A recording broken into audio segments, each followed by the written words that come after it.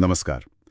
जब हम merchant banker सुनते हैं तो अक्सर दिमाग में आईपीओ या पब्लिक इशू ही आता है ना? हाँ बिल्कुल, ज्यादातर लोग यही समझते हैं। लेकिन आज हम जो देख रहे हैं, मतलब जिन स्रोतों पर बात कर रहे हैं, वो दिखाते हैं कि इनका काम कहीं ज्यादा फैला हुआ है। सही बात है।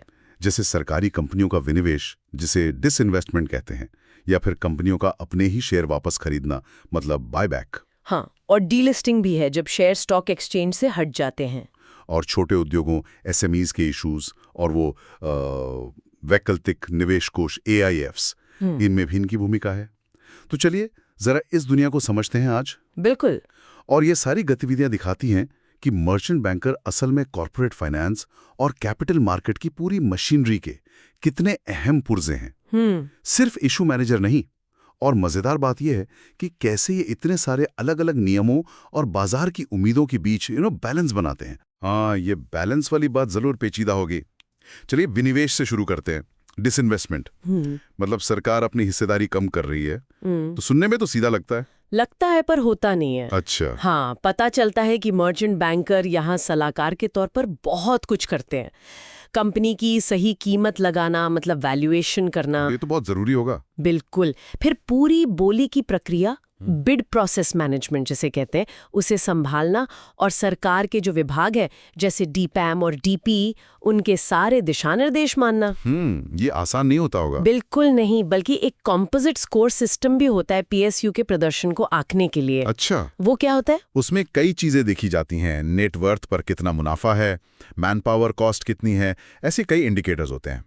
ये सब वैल्यूएशन और पूरी प्रक्रिया को ट्रांसपेरेंट बनाने के तरीके हैं। समझ गया। तो ये हुई विनिवेश की बात। अब आते हैं बायबैक पर, जब कंपनी खुद अपने शेयर खरीद रही है। इसके तरीके क्या हैं और मर्चेंट बैंकर कहाँ फिट होते हैं? हाँ, तो बायबैक के दो मुख्य तरीके होते हैं। एक है टेंडर ऑफर, जहां कंपनी शेयर होल्डर्स को ऑफर देती है कि आप हमें अपने शेयर्स इस दाम पर बेच दो। ओके। और दूसरा है ओपन मार्केट से खरीदना, जैसे स्टॉक एक्सचेंज के जरिए। पर यहाँ एक जरूरी बात ध्यान रखने की है। क्या? कि 1 अप्रैल 2025 से स्टॉक एक्सचेंज के जरिए ओपन मार्केट बायबैक की इजाजत नहीं होगी। अरे, ये तो बड़ा बदलाव है। अच्छा, और इसमें कुछ लिमिट्स वगैरह भी होती हैं? पता चला है कि कुछ कैप है। हाँ बिल्कुल, कंपनी अपनी पेड अप कैपिटल और फ्री रिजर्व्स के 25% से ज्यादा रकम बायबैक पर खर्च नहीं कर सकती। अच्छा, 25% की लिमिट। और एक और शर्त है, बायबैक के बाद कंपनी का जो डेट इक्विटी रेशियो है, मतलब कर्ज और इक्विटी का अनुपात, वो 2:1 से ज्यादा नहीं होना चाहिए। ये नियम क्यों है वैसे? सेफ्टी के लिए? हाँ बिल्कुल, ताकि कंपनियां जरूरत से ज्यादा कर्ज ना ले लें या अपनी सारी नकदी खत्म करके खुद को मुश्किल में न डाल दें। शेयर होल्डर्स और क्रेडिटर्स दोनों के हितों की रक्षा होती है इससे। और मर्चेंट बैंकर, उनका रोल? मर्चेंट बैंकर को अपॉइंट करना यहाँ पहला कदम है। वो पक्का करते हैं कि कंपनी सारे नियमों का पालन कर रही है या नहीं। अच्छा। वो कंपनी की पूरी जांच पड़ताल करते हैं, मतलब ड्यू डिलिजेंस। और जो पब्लिक अनाउंसमेंट होता है उसकी सारी डिटेल्स चेक करते हैं। जैसे कि बायबैक क्यों कर रहे हैं, कितना पैसा लगेगा, दाम कैसे तय हुआ, ये सब। एग्जैक्टली। और एक और नियम है कि एक बायबैक खत्म होने के 1 साल तक दूसरा बायबैक नहीं कर सकते। ओके, 1 साल का गैप जरूरी है। ठीक है। तो बायबैक हुआ शेयर वापस खरीदना। लेकिन अगर कंपनी को स्टॉक एक्सचेंज से हटना ही हो, मतलब डीलिस्टिंग। हाँ, डीलिस्टिंग, ये भी एक अहम प्रक्रिया है। ये कंपनी खुद भी कर सकती है, वॉलंटरी, या फिर कंपलसरी भी होता है? दोनों तरह से हो सकता है, वॉलंटरी भी और कंपल्सरी भी, अगर मान लीजिए रेगुलेटर चाहे। इसके लिए सेबी के खास रेगुलेशंस हैं, 2021 वाले। अच्छा, और इसमें मर्चेंट बैंकर का क्या काम है? यहाँ भी मर्चेंट बैंकर को पब्लिक अनाउंसमेंट से पहले ही नियुक्त करना पड़ता है। ओके। वो कंप्लायंस वगैरह देखते हैं और एक एस्क्रो अकाउंट बनवाने में मदद करते हैं। एस्क्रो अकाउंट वो क्या होता है? वो एक तरह का सेफ अकाउंट होता है, जहां शेयर खरीदने के लिए जो अनुमानित पैसा लगना है वो जमा किया जाता है। इससे शेयर होल्डर्स को एक सिक्योरिटी मिलती है। समझ गया। तो ऑफर प्राइस तय करने से लेकर पूरा प्रोसेस मैनेज करने तक इनका रोल है? बिल्कुल, बहुत जरूरी रोल है। अच्छा, ये तो होगी बड़ी कंपनियां, पर छोटे और मध्यम उद्यमों, मतलब एसएमईज के लिए भी तो आईपीओ आते हैं। हाँ, क्या वहाँ मर्चेंट बैंकर की भूमिका कुछ अलग होती है? सुना है कुछ खास नियम है वहाँ। हाँ, एसएमई आईपीओज में कुछ चीजें अलग हैं। जैसे एक तो मिनिमम एप्लीकेशन साइज होता है। तो अंडरराइटर को खरीदने पड़ेंगे, और जो लीड मैनेजर होता है उसे कम से कम 15% तो खुद ही अंडरराइट करना होता है। बाप रे, ये तो बड़ी जिम्मेदारी है।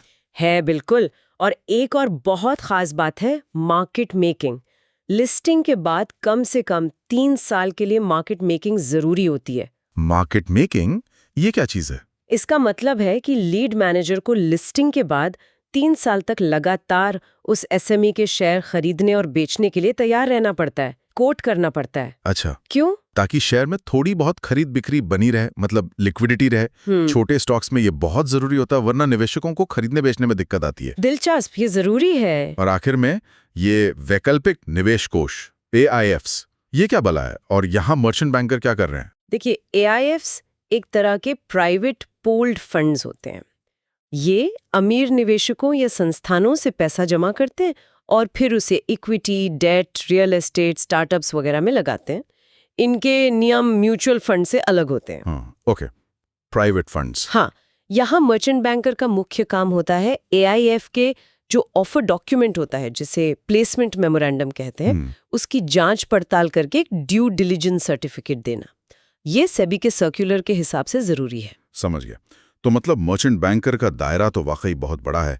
सिर्फ IPO मैनेज करने वाले एजेंट नहीं है ये। बिल्कुल नहीं। कॉर्पोरेट रिस्ट्रक्चरिंग हो, सरकारी विनिवेश की जटिलता हो, रेगुलेटरी कंप्लायंस हो या फिर ये नए जमाने के AIFs, हर जगह इनके एक्सपर्ट जरूरत पड़ती है। एकदम सही। और यहाँ से एक अहम सवाल भी उठता है सोचने के लिए। क्या? कि जैसे जैसे भारत का फाइनेंशियल बाजार और कॉम्प्लेक्स होता जा रहा है, नए नए फाइनेंशियल प्रोडक्ट्स आ रहे हैं। हाँ तो रहे हैं। तो क्या मर्चेंट बैंकरों के लिए ये जो संतुलन बनाने का काम है, रेगुलेटरी जरूरतों और निवेशकों के हितों के बीच, ये और भी ज्यादा चुनौतीपूर्ण और शायद ज्यादा महत्वपूर्ण नहीं होता जाएगा? बिल्कुल। उनकी भूमिका तो शायद और क्रिटिकल हो जाएगी आने वाले समय में। हाँ, इस पर सोचना चाहिए। ये काफी अहम मुद्दा है।